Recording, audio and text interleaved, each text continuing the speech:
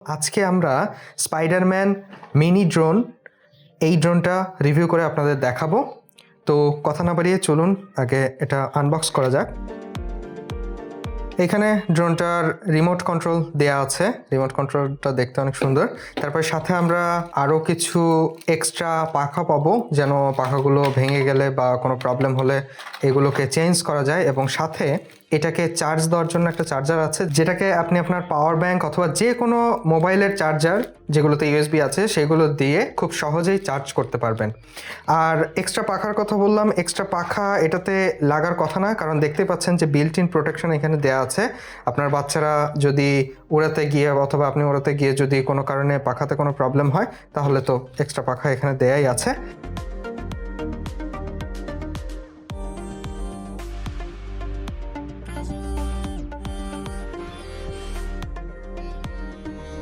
ওকে, এই তো ড্রোনটা আমরা আনবক্সিং করে ফেললাম। তো ড্রোনটার হচ্ছে থিমটা স্পাইডারম্যান, দেখতেই পাচ্ছেন, আপনাদের বাচ্চাদের অনেকেরই হচ্ছে পছন্দের ক্যারেক্টার। সো ড্রোনটার হচ্ছে কিছু স্পেশাল ফিচার এর বক্সে লেখা আছে, সেইগুলো আমরা একটু দেখব। এখানে পেছন দিকে দেখুন যে 360 রোল লেখা আছে, অর্থাৎ ড্রোনটা আপনি যখন ওড়াবেন তখন 360 রোল করতে পারবে, অর্থাৎ হচ্ছে ডিগবাজি দেওয়ার মতো, দেখতে অনেক সুন্দর লাগে।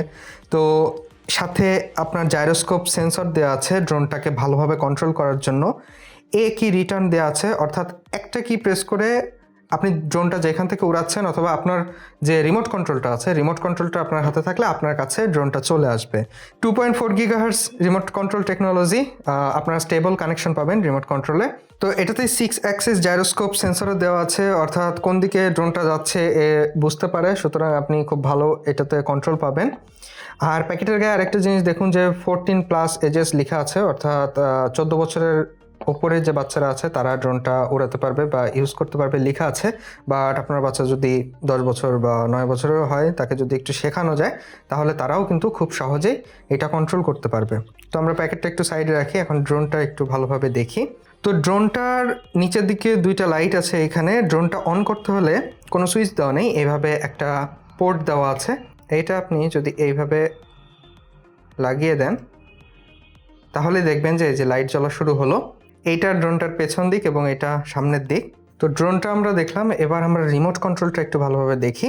রিমোট কন্ট্রোলটা পিসিতে যে জয়স্টিক আছে ঠিক সেরকমই, খুব সহজে কন্ট্রোল করা যাবে। এই দিকেরটা দিয়ে আপ ডাউন এগুলো কন্ট্রোল করা, এবং এই দিকের যে জয়স্টিকটা আছে এটা দিয়ে আমরা সামনে পেছনে ডানে বামে এগুলো কন্ট্রোল করতে পারি। তাছাড়া এখানে অন অফ সুইচ আছে এবং এখানে আরও কিছু সুইচ আছে। তো এই সুইচগুলোর কাজ, ড্রোনের ভেতরে যে ইউজার ম্যানুয়াল দেওয়া আছে সেই ইউজার ম্যানুয়ালের ভেতরে ইংলিশ দিয়ে সব সুন্দরভাবে লেখা আছে। ওপরের দিকে চাইনিজ ল্যাঙ্গুয়েজে লেখা আছে এবং ভেতর দিকে ইংলিশ ল্যাঙ্গুয়েজে সব কিছু লেখা আছে। তাছাড়া আমরা পরবর্তীতে যদি পারি ড্রোনের যে রিমোট কন্ট্রোল আছে এটার উপর পুরোপুরি একটা টিউটোরিয়াল দেওয়ার চেষ্টা করব। ভিডিওগুলো পেতে ইউটিউব চ্যানেলটা সাবস্ক্রাইব করে রাখতে পারেন।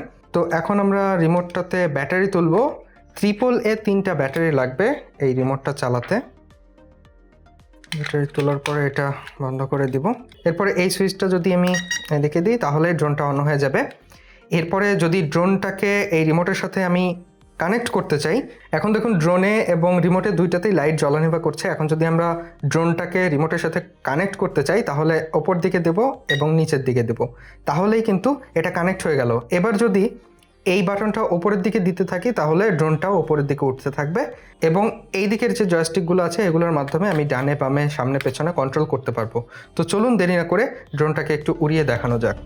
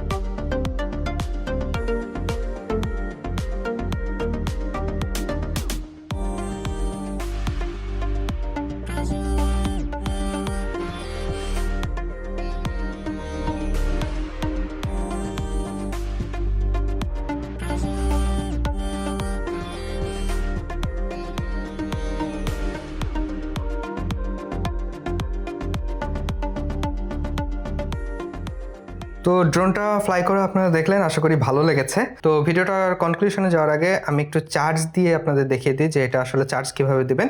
তো ড্রোনটা বন্ধ করার উপায় হচ্ছে এই যে এইখান থেকে তারটা এইভাবে টেনে বের করা। আসলে সুইচ দিলে ভালো হতো, বাট দাম এবং পারফরমেন্স সব দিকে বিবেচনা করে আসলে এটা তেমন কোনো প্রবলেমই না।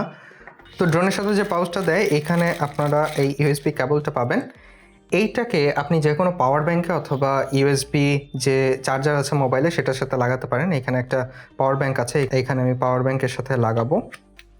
লাগানোর পরে এইখানে এইটার সাথে লাগাবেন, এইটার সাথে কিন্তু না, এটার সাথে লাগালে ড্রোন পুড়ে যেতে পারে। সো এইটা এভাবে যদি আপনি লাগিয়ে দেন তাহলে দেখবেন যে এইখানে আলো জ্বলছে। ড্রোনটা চার্জ হয়ে গেলে এটা আলোটা বন্ধ হয়ে যাবে। তো এটা 1 ঘন্টার মতো সময় লাগতে পারে এবং ড্রোনের ফ্লাইট টাইম হচ্ছে 15 মিনিট। আপনারা হয়তো 15 মিনিট শুনে ভাবতে পারেন যে 15 মিনিট অনলি। আসলে ব্যাটারিটা দেখতে হবে, ড্রোনের সাইজটা দেখতে হবে, দামটাও দেখতে হবে। যেগুলো প্রফেশনাল মানে ড্রোন আছে সেগুলোতেও কিন্তু 30 মিনিট 35 মিনিটের ওপরে সাধারণত একটা চার্জে যায় না। তো এটা 15 মিনিট যায়, আপনারা দাম দৃষ্টি আসলে অনেক ভালো ফ্লাইট টাইম। তো ড্রোনটা আসলে কাদের জন্য?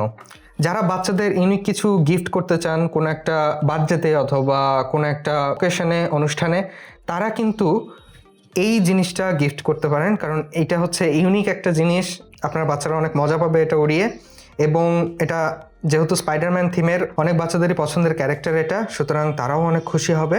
আর ড্রোনটার খারাপ দিক বলতে গেলে আসলে তেমন কিছুই নেই দামের দিকে বিবেচনা করলে, আর যেহেতু বাচ্চারা এটা নিয়ে খেলাধুলা করবে সুতরাং তেমন কিছুই নেই। তো আজকে এই পর্যন্তই। নেক্সট ভিডিওতে আপনাদের সাথে আবারও দেখা হবে, কথা হবে। সে পর্যন্ত সবাই ভালো থাকবেন এবং সুস্থ থাকবেন। আল্লাহ হাফেজ।